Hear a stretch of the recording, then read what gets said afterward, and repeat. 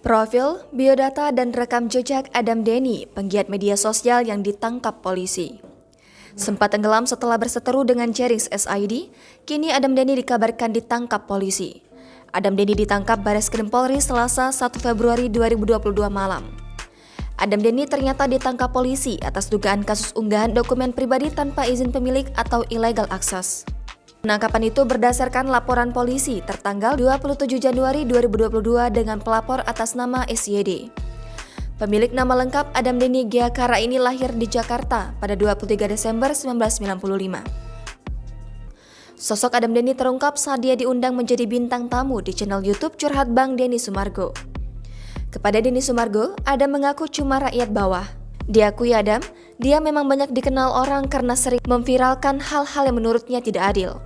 Seperti ketika dia memviralkan kafe milik anak wali kota Bekasi yang tidak disegel saat pandemi COVID-19, padahal kafe dan toko lainnya sudah banyak disegel.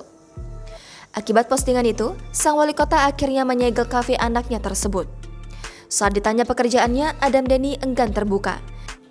Dia hanya menjelaskan saat ini dia mulai merintis bisnis, salah satunya terkait IT.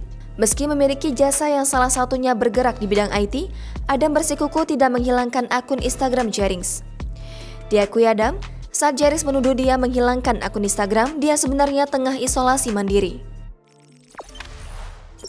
Jangan lupa subscribe, share, komen, dan like ya!